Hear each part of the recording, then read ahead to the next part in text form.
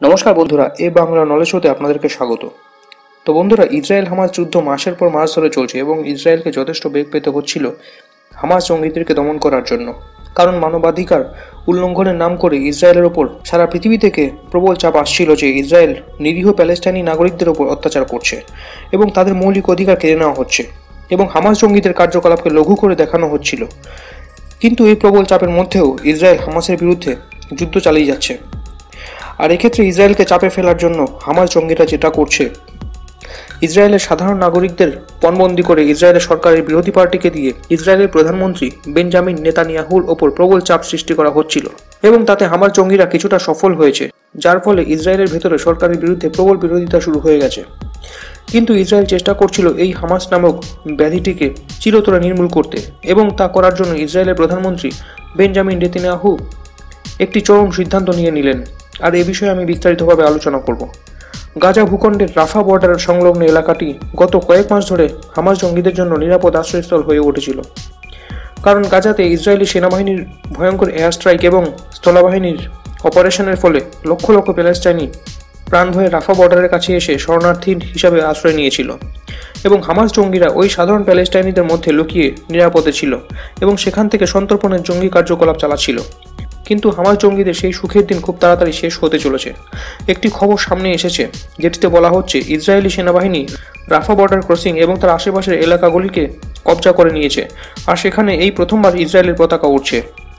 আর এটি এখনো পর্যন্ত হামাসের বিরুদ্ধে ইসরায়েলের সবচেয়ে বড় সফলতা হিসাবে সারা পৃথিবী দেখছে। আর হামাসকে যদি ইসরায়েল চিরতরে নির্মূল করতে চায় তাহলে এই রাফা বর্ডারের সংলগ্ন এলাকাগুলিতে ইসরায়েলি সেনাবাহিনীর দখলে নেওয়া খুব জরুরি। কারণ ওই এলাকাটি হামাস জঙ্গিদের জন্য নিরাপদ আশ্রয়স্থল হয়ে উঠেছিল এবং সেখান থেকে প্রতিনিয়ত জঙ্গি কার্যকলাপ চালাচ্ছিল। শুধু তাই নয়, এই রাফা বর্ডার হয়ে হামাস জঙ্গিদের কাছে অস্ত্রশস্ত্র গোলাবারুদ পৌঁছাচ্ছিল জঙ্গি কার্যকলাপ চালানোর জন্য। তো বন্ধুরা, আপনারা হয়তো ভাবছেন যে সেটি কি করে সম্ভব। এ বিষয়ে আমি আপনাদেরকে বলবো। এক্ষেত্রে ইসরায়েলের বক্তব্য, এই রাফা বর্ডার ক্রসিংয়ের মাধ্যমে ইউনাইটেড নেশন থেকে গাজা ভূখণ্ডে বসবাসকারী সাধারণ মানুষের জন্য মানবিক সাহায্য অর্থাৎ খাদ্যদ্রব্য, পানীয় জল এসব পৌঁছানো হতো। আর এই হিউম্যানিটেরিয়ান এইডের মাধ্যমে লুকিয়ে বিপুল পরিমাণ অস্ত্রশস্ত্র পৌঁছে যেত হামাস জঙ্গিদের কাছে। আর ওইসব অস্ত্রশস্ত্রের সাহায্যে ইসরায়েলি সেনাবাহিনীর বিরুদ্ধে তারা যুদ্ধ করত। তো বন্ধুরা, আপনারা বুঝতেই পারছেন কেন ওই রাফা বর্ডার সংলগ্ন এলাকাগুলি হামাস জঙ্গিদের নিরাপদ আশ্রয়স্থল হয়ে উঠেছিল। আর ইসরায়েল এটি ভালো করে বুঝতে পেরেছিল যে ওই এলাকাগুলিকে কবজা না করলে সেখানে লুকিয়ে থাকা হামাস জঙ্গিদেরকে নির্মূল করা সম্ভব নয়। আর এই এলাকাগুলিকে দখল করার পর ইসরায়েলি সেনা সেখানে হামাস জঙ্গিদের বিরুদ্ধে বিরাট বড় অপারেশন চালানোর জন্য প্রস্তুতি নিচ্ছে। আর এই অপারেশন সাকসেসফুল হলে গাজা ভূখণ্ড থেকে হামাস জঙ্গিদেরকে চিরতরে নির্মূল করে ফেলা সম্ভব হবে।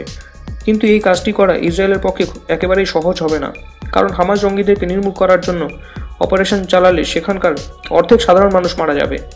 এবং এক্ষেত্রে ইসরায়েলের বিরুদ্ধে একটি অভিযোগ উঠছে যে ইসরায়েল প্ল্যান করে সিস্টেমেটিক ওয়েতে গাজা ভূখণ্ডের বিভিন্ন জায়গায় এয়ার স্ট্রাইক চালিয়েছে এবং সেখানকার লক্ষ লক্ষ সাধারণ মানুষ প্রাণ ভয়ে রাফা বর্ডারের কাছে আশ্রয় নিয়েছে। আর এখন রাফা বর্ডারের কাছে অপারেশন চালিয়ে হামাস জঙ্গিদের পাশাপাশি গাজা ভূখণ্ডে বসবাসকারী সমস্ত সাধারণ মানুষকে ইসরায়েল মেরে ফেলতে চাইছে। আর তারপর পুরো গাজা ভূখণ্ড খালি হয়ে যাবে এবং সেখানে ইসরায়েলের সরকার নতুন করে বাড়ি, অ্যাপার্টমেন্ট তৈরি করবে এবং ইসরায়েলি ইহুদিরা সেই অ্যাপার্টমেন্টগুলিতে বসবাস করবে এবং পুরো গাজা ভূখণ্ডকে ইসরায়েলের অন্তর্ভুক্ত করে ফেলা হবে। আর এই কাজটি ইসরায়েল এর আগে অলরেডি করেছে। ঠিক যেমনভাবে ওয়েস্ট ব্যাংককে ইসরায়েলের অন্তর্ভুক্ত করা হয়েছে, সেরকমভাবে গাজা ভূখণ্ডকেও ইসরায়েলের অন্তর্ভুক্ত করার প্ল্যান করা হচ্ছে। আর এক্ষেত্রে ইসরায়েলকে অনেক বাধার সম্মুখীন হতে হবে, কারণ মানবাধিকার লঙ্ঘনের নামে ইসরায়েলের ওপর অলরেডি অনেক অভিযোগ তোলা হচ্ছে। আর গাজা ভূখণ্ড দখল করার ক্ষেত্রে ইন্টারন্যাশনাল কোর্ট অফ জাস্টিসে ইসরায়েলের বিরুদ্ধে বিরাট বড় মামলা হতে পারে এবং ইসরায়েলের প্রধানমন্ত্রী বেঞ্জামিন নেতানিয়াহুর বড় বড় সেনা অফিসারদেরকে গ্রেফতারের আদেশ দেওয়া হতে পারে। এখন দেখার বিষয় এটাই যে ইসরায়েল গাজা ভূখণ্ড দখল করার জন্য কিভাবে অপারেশন শুরু করে। আর এই বিষয়ে নেক্সট কোনো আপডেট আসলে আমি আপনাদেরকে জানাবো। তো বন্ধুরা, এই বিষয়ে আপনাদের কি মতামত তা কমেন্ট করে জানান এবং ভিডিওটি ভালো লাগলে লাইক করে চ্যানেলটিকে সাবস্ক্রাইব করুন। ধন্যবাদ।